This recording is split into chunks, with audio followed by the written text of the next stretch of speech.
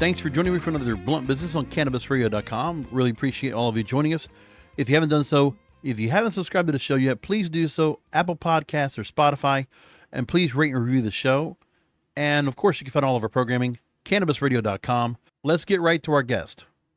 My next guest is an East Harlem native who has been supported through the New York Social Equity Cannabis Investment Fund to receive a license to open up what it was the 8th licensed dispensary in New York State, the 5th in New York City.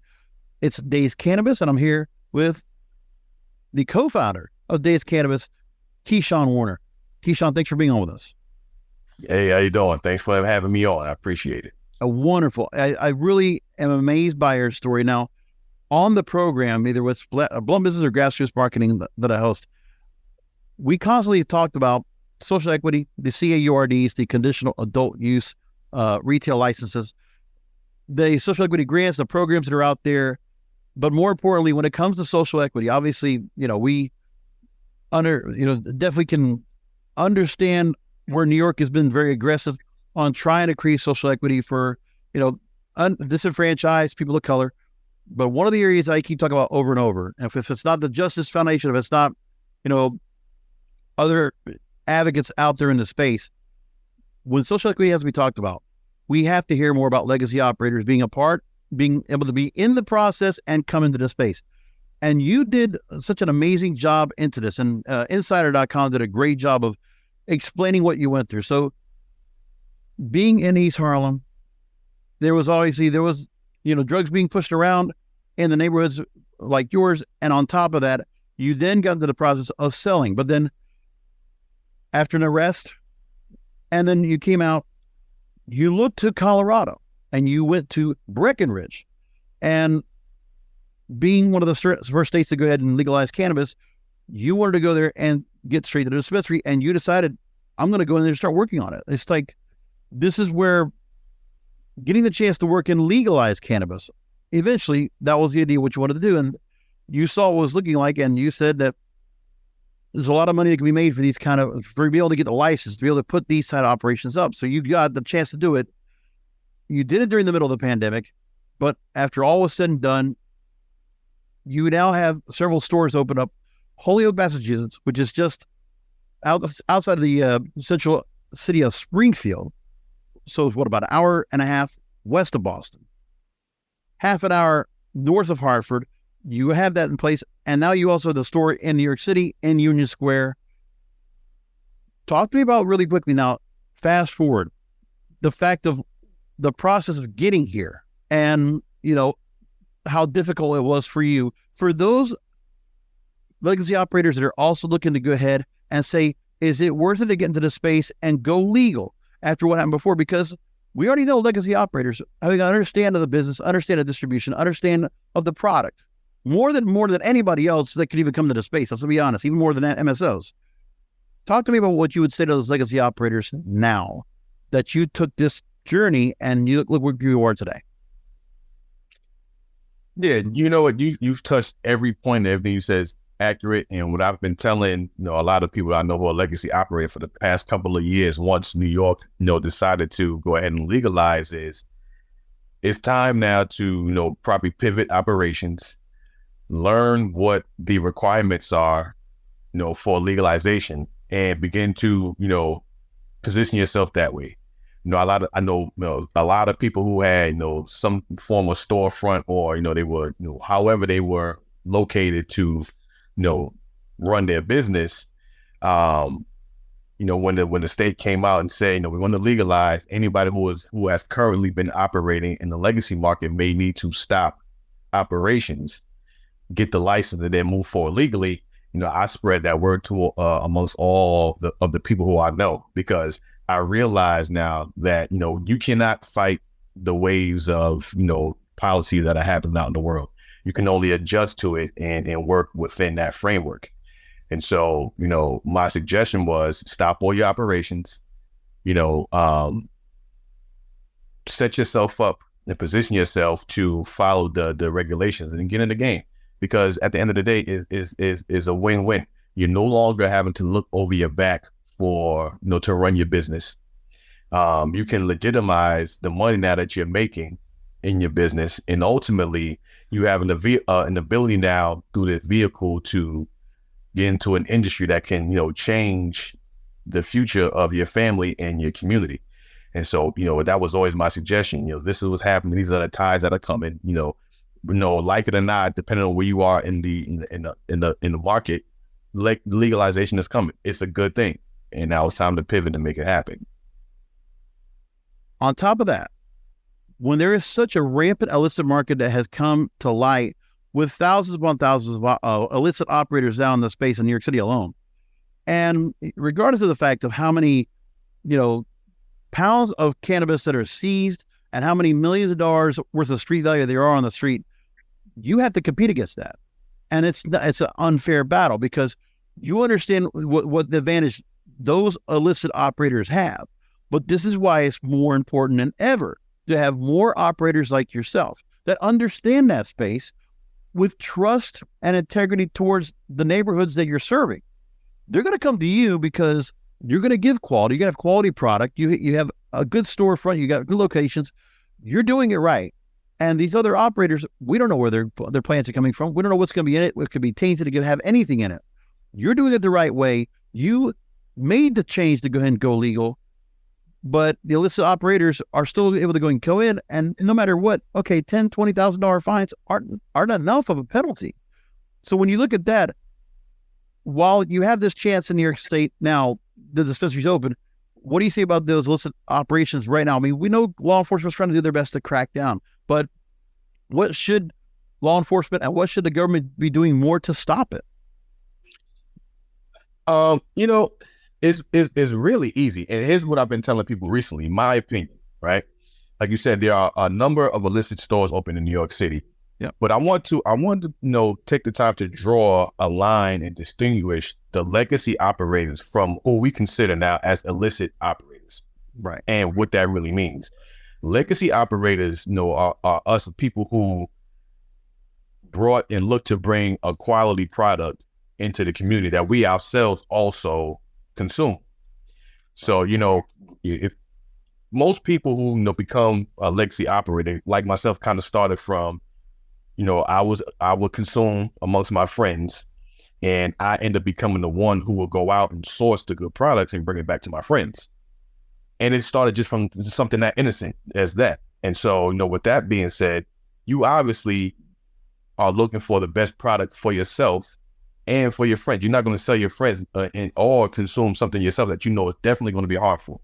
Cannabis is a plant that comes from the ground, is natural. And so, it's shared amongst friends in an environment in that capacity. Right. The illegal, illicit operators that we're talking about now are people who just had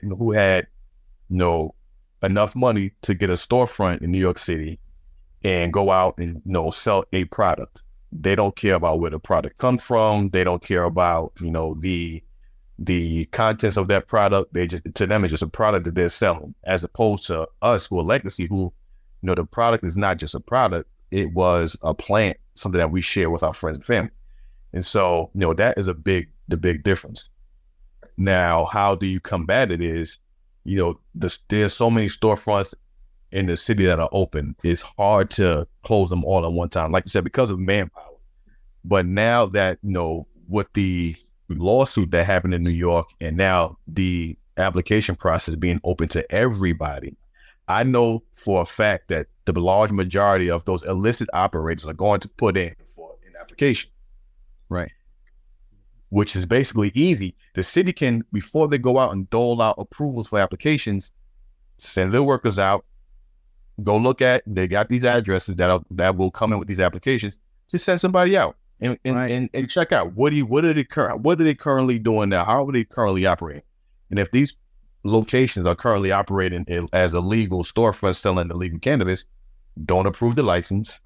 And then now they have the list to go out now and afterwards go ahead and do the enforcement.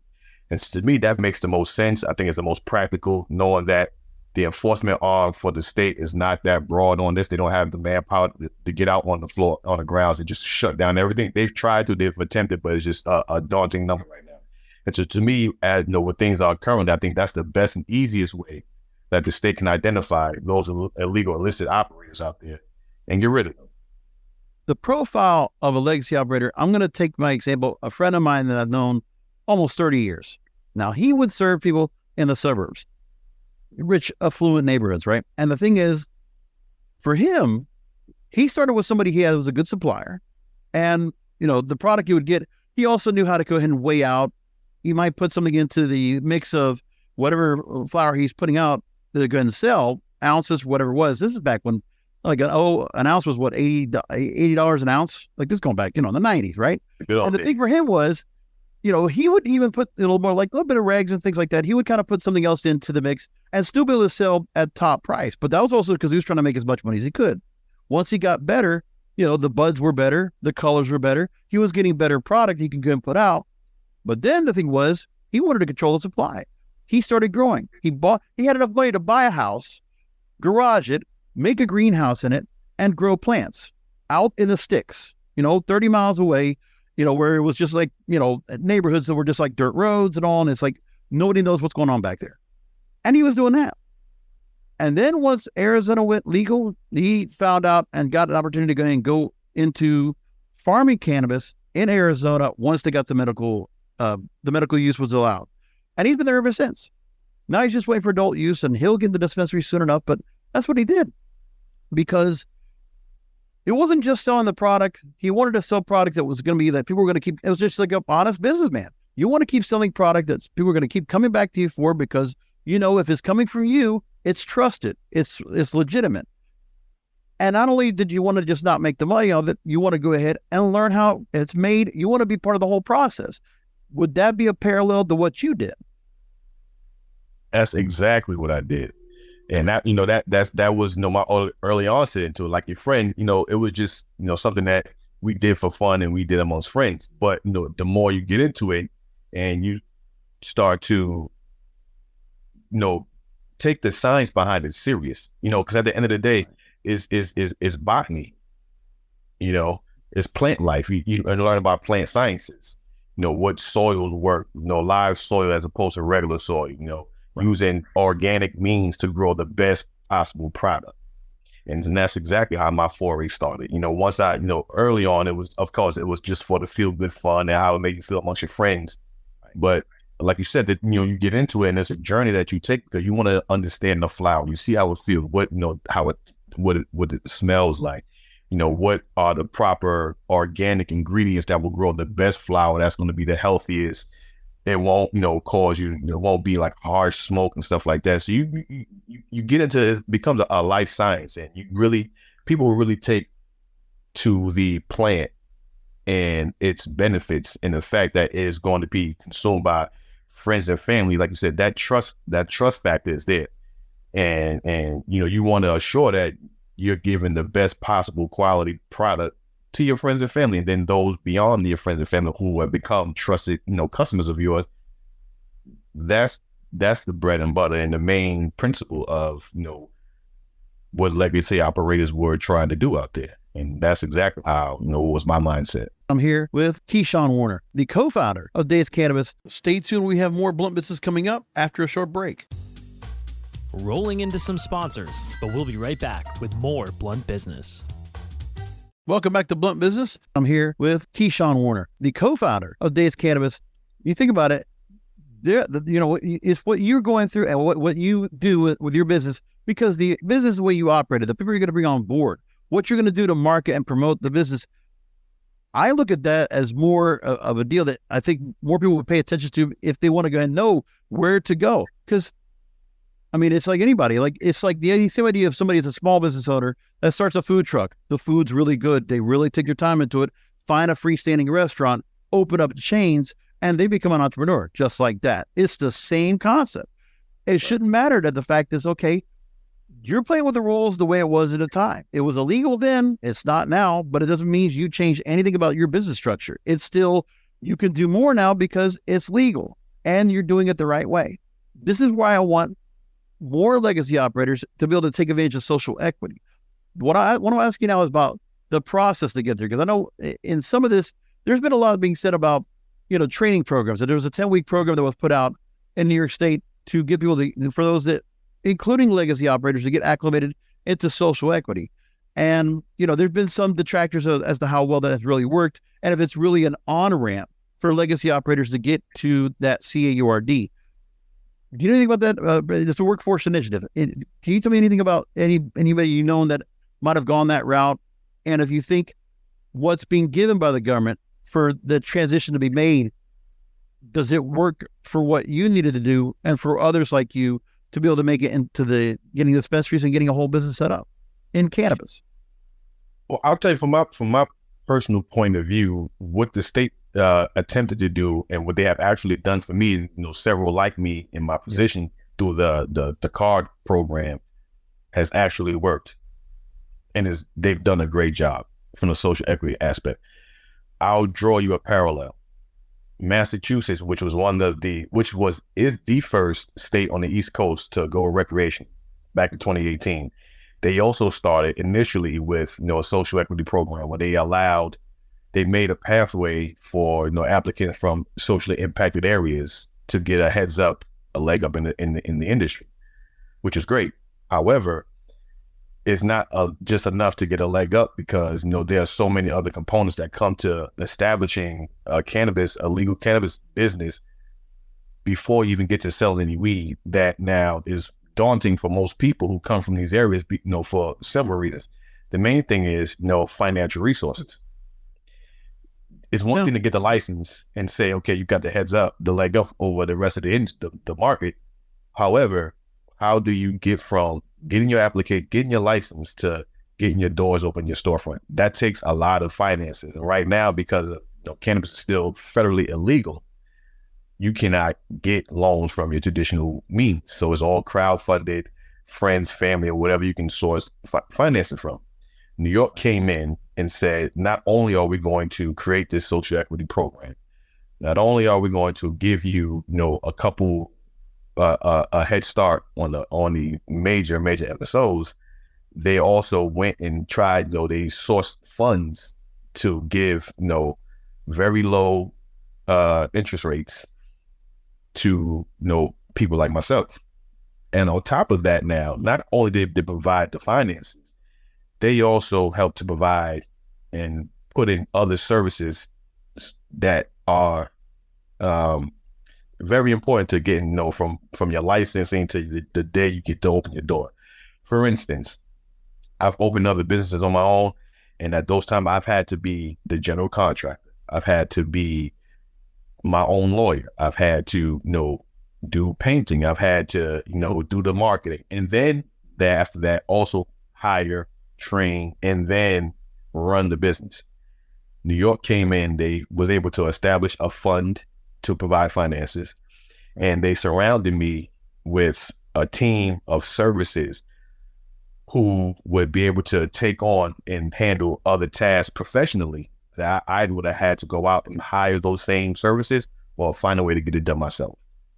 And so New York came in, they provided the program, they provided funds and the ancillary professionals around me to help, expedite and get everything done that's needed. And so in that manner, I felt like New York, they tried to do it the best way possible before the lawsuits came in and kind of gutted that whole program. Now, from some of the early dispensaries that were opening up to get started, there was a lot of issues when it came to, for those that get the social equity grants, they're able to go and get the funding, able to get the licensing, get the application, get the paperwork done. One thing we've also been talking about a lot is for those that are going to get the licenses, and are they going to be able to get what they need after that initial funding to be able to get the operations up and going and sustain? So this is the difference where I'm talking about, where there might be those that get social equity licenses, never been in the space before, but because it's an underrepresentation, somebody's going to get that license because, well, you're in an underrepresented community. We're going to give you this chance because you applied. But this is where the difference between legacy operators and those that might be also underrepresented in the same way, but don't have the business acumen to be able to go forward. Because in your own case, you made the point, you've spoken to Q&A, and I've taken this from kayapush.com, about advice for anyone applying for a license. You said, quote, hire the experts to help you get to the paperwork. If you don't have the means to hire experts, speak to friends who may have those skills to help you out. If you just can't get help, just take your time. There's no need to rush. The market's still brand new. It is going to grow, but the paperwork is what trips everybody up. So if you don't get it right the first time, they'll kick it back. And then it gets more frustrating. They'll prolong the process. Seek whatever free resources that you can. There's a lot of free resources out there. Now, with that, there was the issues about the inspection process, the time of being able to get the dispensaries open, doing it through a soft opening, then having to close back down for more inspections, and then be able to go ahead and have an actual launch of the dispensary. These kind of stories you've heard about. But then the other thing we've heard is that, from your own case, you went through one of the first 4 people in this here to be granted a license in Manhattan. And so far, I'm taking from Afrotech.com, the story about how your location so far in its first year has already generated over $1 million, projected $5 million next year, 2024. So you have the plan down right. You, as a business person, you know how to get the business up and exponentially grow it and open up new dispensaries. You already have another one in Massachusetts we're going to talk about in a second. I'll bring that up. But by doing all that and having that route, is this something where since you've been able to successfully go through the process and you're a successful businessman now with these dispensaries you've opened up with Dazed Cannabis, have you gotten a lot of feedback? Have you gotten a lot of people that were looking for your consultation, for your guidance as to what you did for some of these other people that are gaining licenses? Absolutely. I've people contact me, daily just to, pick my brain and, try to glean some information that'll help them out. Because it's a daunting process. I actually was at a grand opening for another dispensary that just opened up the other day. And talking to the owners, I was congratulating them on, finally getting to that point where their doors is open. They can start seeing customers. And they told me in confidence that I was their motivation. Once they saw that I was able to get the store open and running and active, they felt that it could be done because of, all of the challenges that, like you just expressed, that we all faced. But, it was able to get done. And then, the fact that I have some experience beyond just, now opening the store in New York City, I've definitely been reached out to from a variety of people, including those who are currently open, those who are trying to open, and those who are looking to, find a way to get into the industry. And so, yeah, I field a lot of questions. I try to answer as many as I can because I understand that, being in the position that I'm in is a very blessed and privileged position, but also comes with, a responsibility to share the knowledge, to help the others, to find their success. So now it was in August 2021, you opened up Dazed Cannabis in Holyoke. And after that, eventually when New York opened up, going back to our hometown, going back to New York State and New York City and New York State itself, getting the chance to go and open up, you did exactly what the MSOs had to go through, where it's still that process where it would be nice to go ahead and take from Holyoke and be able to go ahead and, take a tractor trailer, take the cannabis and ship it up there to New York State. But no, we have to go ahead and open up into the cultivation process, a whole setup over again, just like any MSO has to do in every other state. When it came up to putting that process in place to set up in New York State, talk to me about the difficulty of just, even after getting the license, still having to go ahead and recreate and set up shop in New York in a different environment. Obviously, even with the Cannabis Control Board, maybe with some different regulations. Yeah, it's different regulations for sure between New York and Massachusetts. The process of getting set up was not as daunting in New York as it was in Massachusetts. However, it did have its own set of hurdles, mainly because leading up to the day that I was able to, finally open the doors and begin to take an inventory, let alone, hire and train staff, the whole process was kind of a hurry up and wait type of thing. So it was like, okay, I got my approval for my license. Then it was like, what's next? And just trying to figure out what happens with the state. Then once, we started getting marching orders, it was, all right, you got to do, all these set of things on this list immediately. You have a short period of time. And then once we got that done and we thought that now we're moving on to the next step, it was like, all right, hold on, now you got to wait. There's some more things that need to happen. So ultimately, from the time that we got the final green light that we were given our date to open, we really only had 1 week to train staff as sufficiently as possible on customer service, train staff to what our brand identity is. Mm-hmm. And then now, to get the staff trained and educated on the products that we're going to be carrying from the vendors, and take all of the inventory, get it in, make sure everything is nice, set up in the computer systems, online presence setup, and operating. And then, we operated with brand new staff under the under all the lights and glitz of New York City, because the fact that we were, one of the first to open, that was a lot of pressure to be able to manage and then have success. So that for me was the most daunting thing, the time frame in which everything kind of unrolled, and the speed at which, once things were going, it was like, light speed, is time to run. So with all those things considered, I felt that we had a very successful rollout. With all the things that we had to endure from getting the license to, having to, be able to accept our first customers. Stay tuned. We have more Blunt Business coming up after a short break. Rolling into some sponsors, but we'll be right back with more Blunt Business. Welcome back to Blunt Business. And there's a big difference with Holyoke and Union Square Park in New York, just in New York and Manhattan, where, the foot traffic you're going to get between both stores, and the way that you have to set them up, even just to the way that you design the stores. Obviously, you have, a very good, very prominent schematic on how you set the stores up and how they look. There's only so much space you could do in a space in New York where you get it, but it's the foot traffic, it's the location, the proximity. That's the biggest thing. But like, you've been able to go and experiment on both environments and how to set that up. And when you look at the difference on how you've been able to set up, it's like, I love the way the Holyoke location looks, the way you have that, the more room you have, the more what you can do. It's like you said, brand identity, just the look, the feel of it.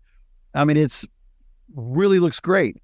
But one of those things is, if you notice how the difference is in what you have in terms of, I guess Holyoke would be a suburban store. Union Square is downtown city, heavy traffic kind of feel.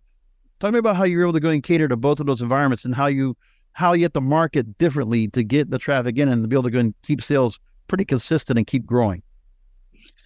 So Holyoke actually is in the city, actually.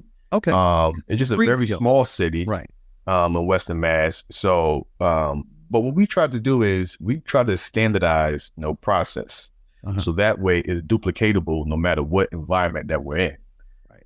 So, creating those standard operating procedures is we recognize, is the success to major companies, McDonald's, any other franchise. Taking the McDonald's model, any McDonald's that you go into, you can expect to look and see damn near, for it to operate almost identical.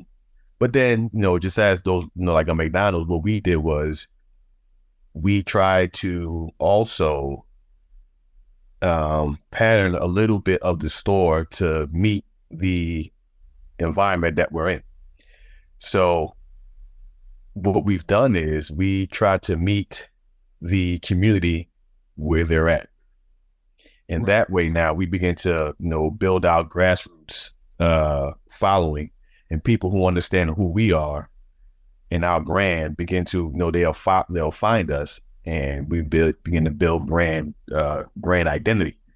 So that's kind of been like the win model up in Holyoke. That's what we did, because at the end of the day, we're moving into someone's community that we want to positively impact. And it's hard to positively impact and embed yourself into a community unless you get in with that community and begin to know who's who, what the community needs, and align yourself with those things. And so up in Holyoke, what we did was we went out and we met and aligned with like local artists, musicians, people who are in the nightlife arena, things that are favorable to us that we like, and start to make some alliance, some associations. And that's kind of been like our winning bread and butter to our success outside of our normal standard operating procedures. And so I think that is our blueprint that worked for us up in Holyoke, and we're going to duplicate that in Union Square. Obviously, Union Square, the volume is much greater than Holyoke, so we're going that'll be our test. Does our practice now also translate to success in a larger market? And so far, it has. And now, from the same people at Kaya Push, they also asked you about, when it comes to staffing, finding great bud tenders that you mentioned was the key to successful business in any industry is your front staff. You cast a wide net to again find the select few that you brought on board. And once you did, you gave them 3 days of bud tender training on site, taught compliance, the brand, knew what they are, who you are, brought in vendors to talk about products, and then point of sale training, and went from there. Now, obviously, with your eye, how involved were you in the hiring of those bud tenders, and making the makings of a good bud tender that that's going to be able to go ahead and push all your product as best as possible and have a really good understanding, and you really have the best answers for any questions for those that want to go ahead and try out products, and not just push them to a product they might not be aware of, but just being able to go and be the best bud tender possible that might be able to go say, well, they can have a real understanding of what the product is, and knowing how it's going to make somebody feel, and be able to go ahead and match the best products to the best customers. Right. And then everything you just said is the winning recipe to success, in my opinion. So what we've done is we try to set and create the environment in which we want the brand to be identified as. And a part of that is not always just customer facing. It starts with employee facing environment. What type of work environment do we want to create? That's going to be conducive to having success, and then the work environment that we want to work in. And so we started with that. And, during the hiring process, we explained that to all of our potential employees.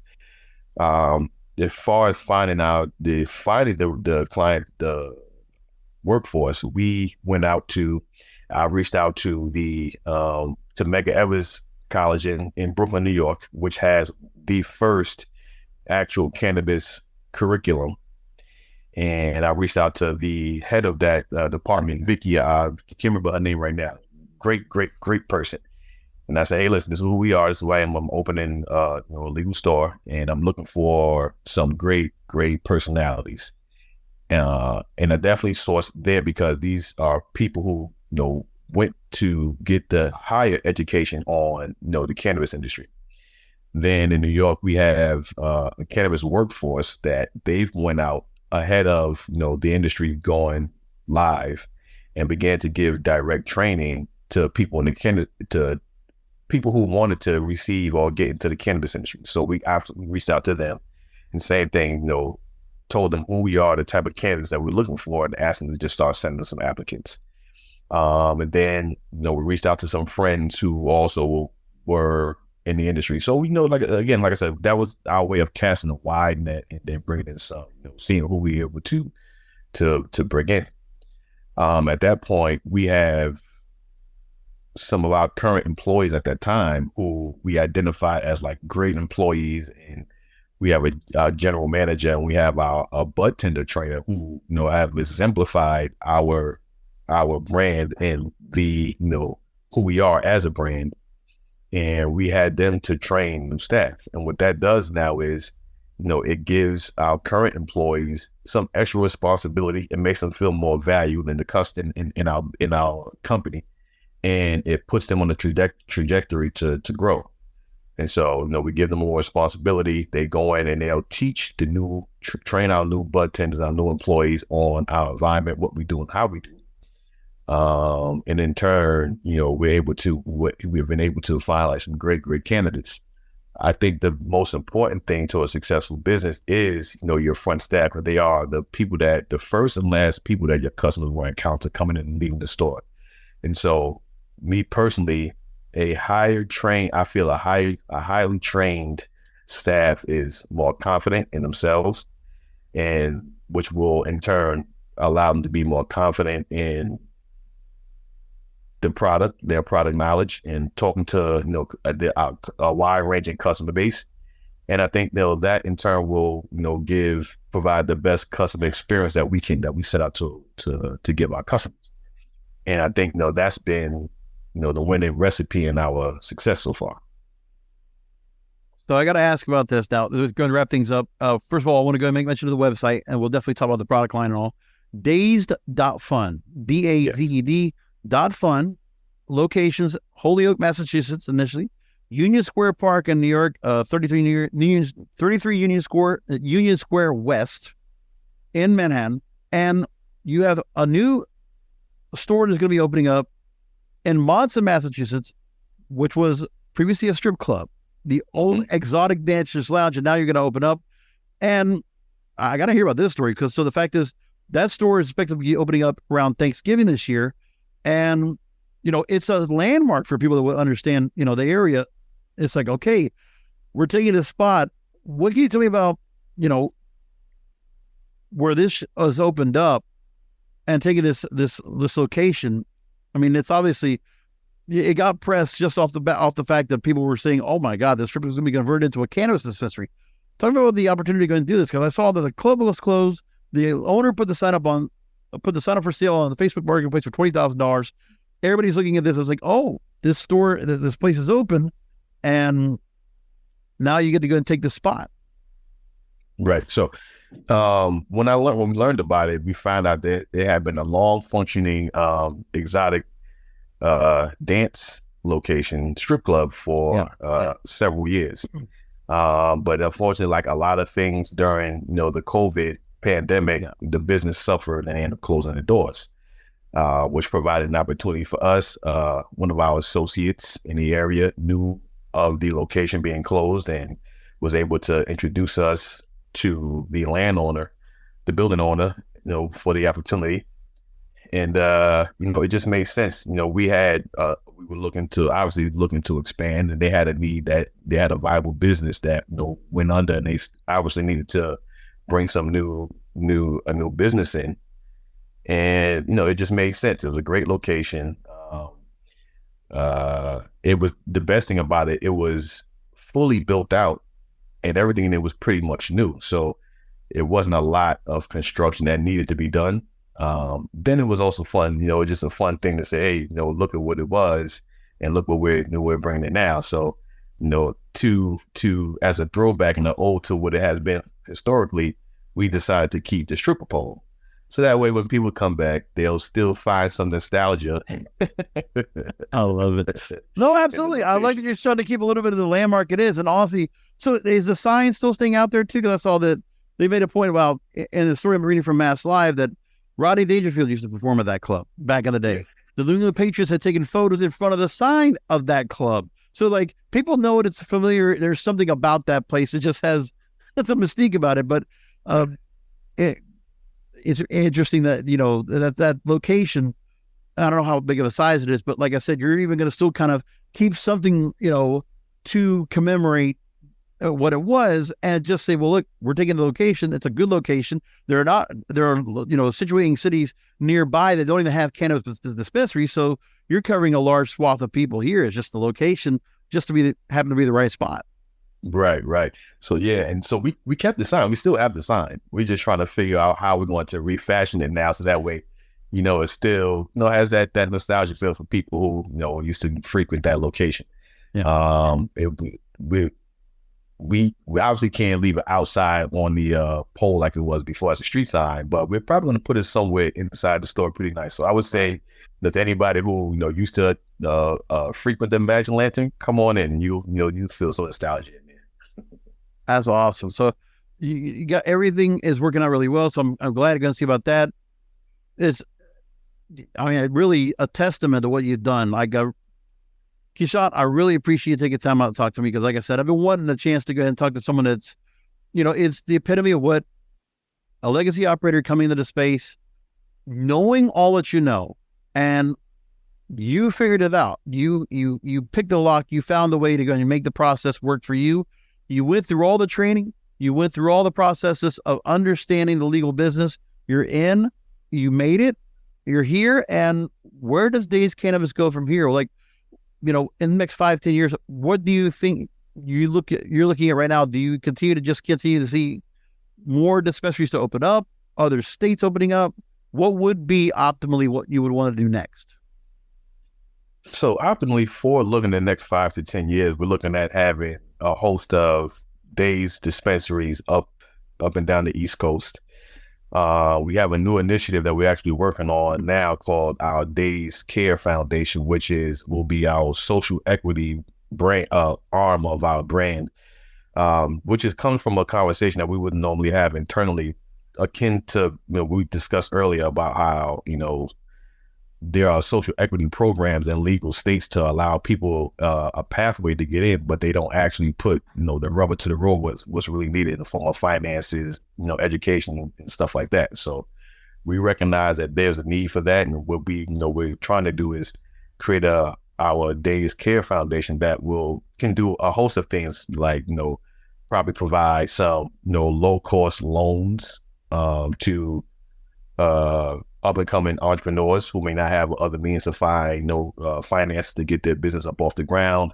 We do a lot in the Holyoke area as far as like toy drives, which we coming up to the holiday seasons now and stuff like that, coat drives. So we'll continue to do stuff like that. That'll all be like things that the Dazed Care initiative will take care of.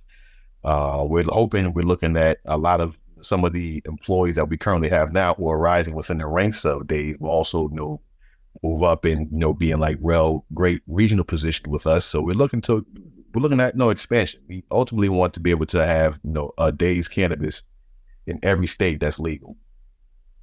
You have an incredible story, Keshawn. Thank you. I want more people that have been in the same that have gone through the same what you've gone through. If they've gone through this out, I want legacy operators or potential legacy operators are going to say, listen, you can do it like Keshawn did. The process is there. We need to get to stop the illicit market because there's a lot of money being left on the table that illegal operations don't need to be taking. When you already have the know-how, you were in the space just like they were, or, you laid the path for everyone else who could come into the space. It's more than right that you come into the space and you thrive. And I want more legacy operators to come into the space. And I hope they follow your path, Keshawn. I really do. Now, Dazed.fun, again, is the website. We mentioned the locations in Holyoke, Massachusetts, Union Square, soon to Monson, Massachusetts. And the product line, real quick, if you let's take a minute, just talk about what you have in terms of what people can find in the stores. And, best way to go ahead and keep in touch with what your team's doing and follow the progress. Absolutely. So we have a large variety of products that we source, bring in for our customer base. Anything from your standard flour, pre-rolls, edibles, chocolates, gummies. We have drinks, topicals, tinctures. We have an entire Dazed mushroom line, legal non-psychedelic mushroom line for health purposes. We have a great merch brand that we're actually going to do a relaunch in Art Basel in December. I just gave you an insider. Miami, yes. So ultimately we try to source the best products from our the licensed grow operations in New York and in Massachusetts. So that way our customers can come in and have the best experience and consume the best products that are on the market. And I would tell people, when you go to the website, take a look. There's a lot of details in there. Good filtering when it comes to looking at potency for CBD or THC, effects, strain type, and weight. In the THC count, you can actually see the percentage of THC or CBD that's in each product as well. Very detailed. Take a look at that for yourselves. Dazed.fun. And I know I'm going to let my management team know that, when you come down to Miami to Art Basel, we want to get you guys, connected. So we'll definitely want to go and do that. Again, I've been here with Keshawn Warner, co-founder of Dazed Cannabis. Keshawn, thank you again for making time for us. Really appreciate you sharing your story, and let's definitely keep in touch and keep following you on your path. Absolutely. I appreciate you having me, Brosco. You can follow the company itself on Instagram at Dazed Canna, which is DAZEDCANNA, all one word. You can also follow myself at Low Key Daze, which is LO_KEE_Dazed, DAZED. My website, like you said, is dazed.fun, and we welcome everybody to come check us out. You know, if you're one of the areas in Holyoke or Munson, soon to come, or New York and Union Square, we would definitely love to have you. Mention that you heard about us on Cannabis Radio. My man Brosco will definitely offer you and give you the red carpet treatment, the pink carpet treatment. I love it. Thank you, Keshawn, and thank you, listeners. We'll talk to you next time.